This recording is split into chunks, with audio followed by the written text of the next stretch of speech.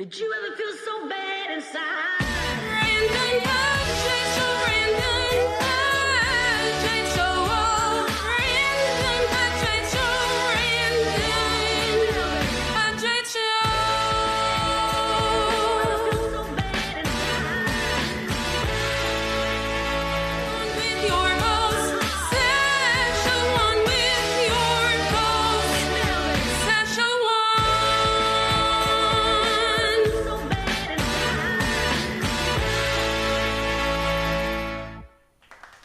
Hello everyone, welcome to Random Budget Show.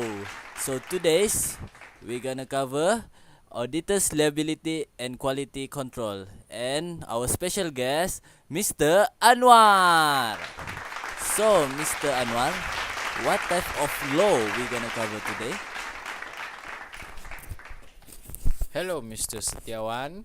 Today, we are going to cover three different types of laws that are related to auditor's liability. So, the first law is statutory law. For statutory law, the liability is based on the laws that are used on the states. For the first act on the statutory law is the Security Industry Act 1983.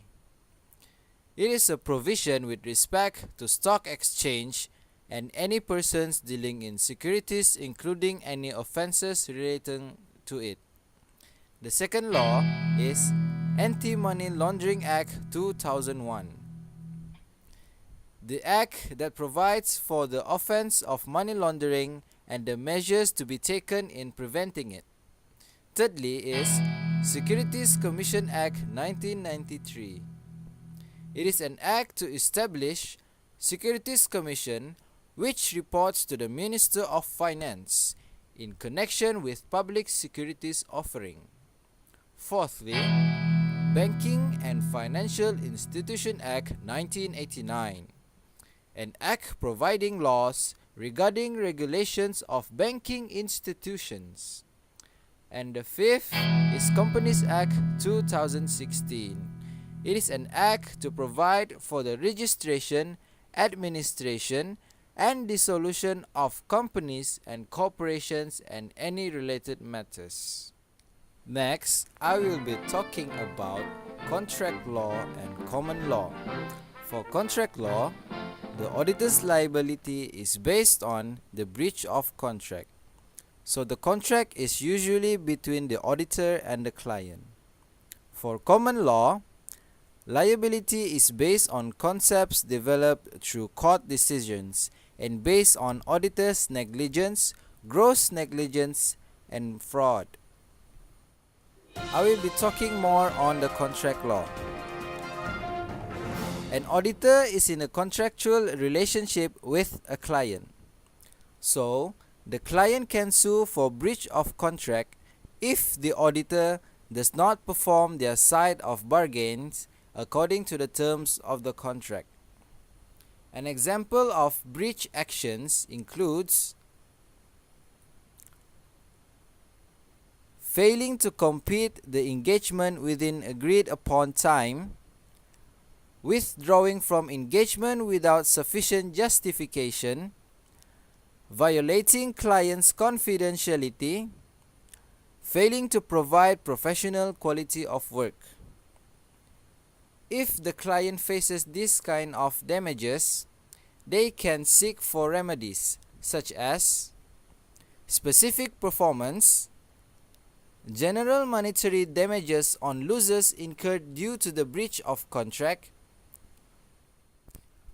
Auditors can also defend themselves if they are being sued by the client for breach of contract. If they are, the auditor did not breach the contract. Secondly, the client was in a contributory negligence and the client's losses was not due to the breach of contract.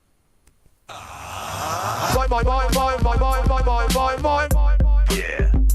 Okay. Next, I am going to talk about the common laws relating to liabilities to clients. An accountant may also be sued by a client under tort law. Tort is a wrong committed which injures another person's property, body, or reputations. Tort suit by a client is usually based on negligence or fraud. An auditor can also be sued for negligence to client. The elements required for the clients to sue the auditors are duty to conform to a required standard of care, failure to act in accordance with that duty, a causal connection between the auditor's negligence and the client's damage, and actual loss or damage to the client. Now I will be talking about the common laws relating to liabilities to third parties.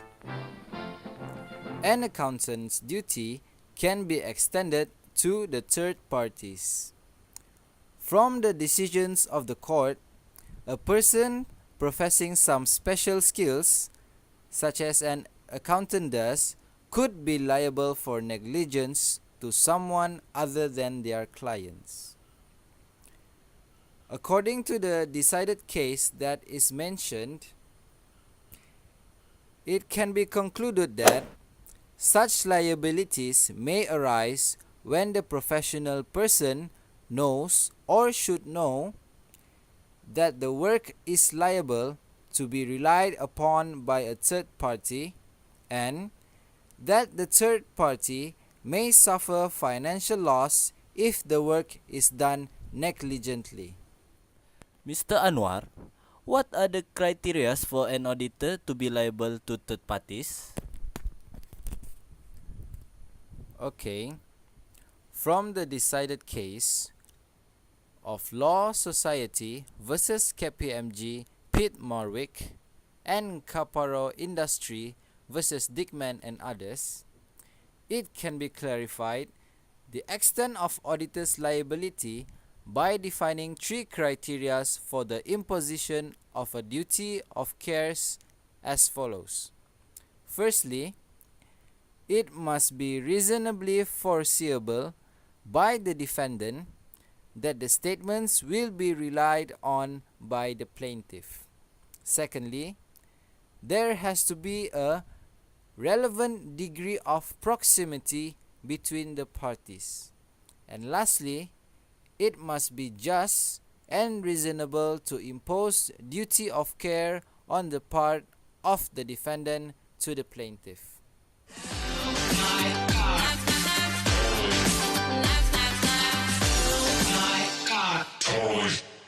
Now, let us proceed to Audit Oversight Board.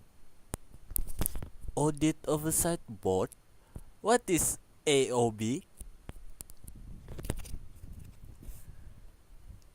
Audit Oversight Board is established under Part 3A of the Securities Commission Act Malaysia 1993 and started being applied on 1st of April 2010. For the Audit Oversight Board, I will be covering on its main function, its role and responsibilities, and due to any breach of contract and negligence.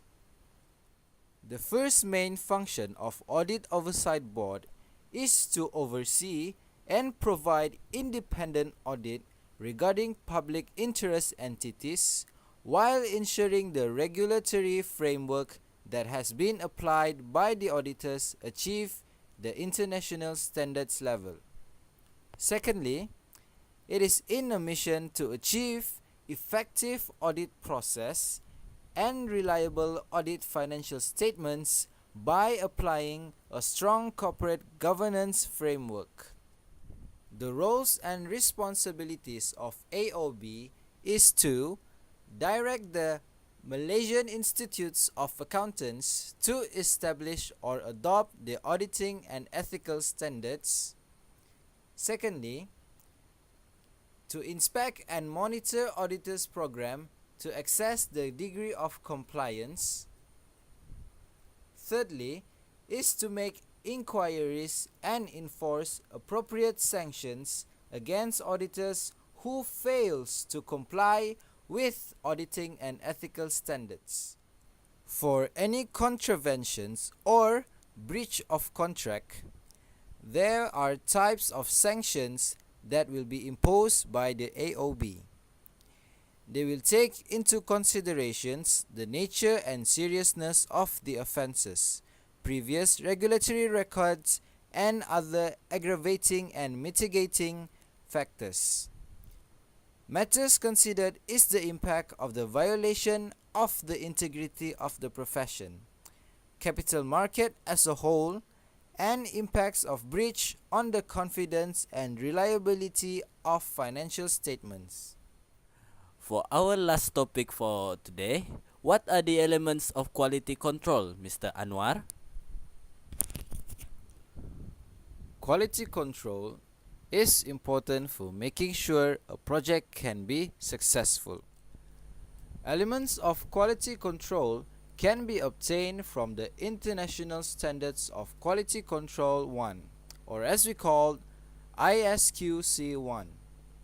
So, the first elements of quality control is leadership responsibilities in the firm. A firm should formulate a policy and procedures to make high-positioned personnel in the firm that they are responsible in maintaining or improve quality control of the firm. Secondly, is ethical requirements includes independence. A firm should formulate a policy and procedures to make sure the firm and its employees comply with ethical requirements and maintain their independence. Thirdly, acceptance of audit engagement and specific engagement and its continuance after audit ends.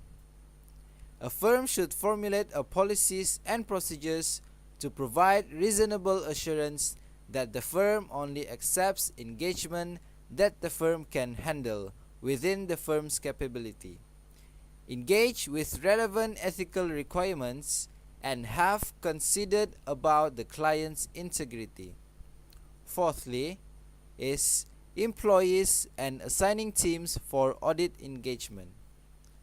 A firm should formulate a policies and procedures to make sure that its employees are competent enough to perform in accordance with standards and have the skills required, and can give their full commitment in performing engagements. Fifth, performance in engagement including consultations, solving disputes of opinion, and reviews of quality control.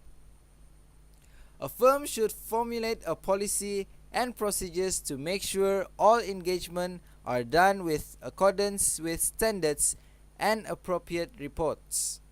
Also, to make sure consistency of quality in approaching engagements, supervision, and review responsibilities are maintained.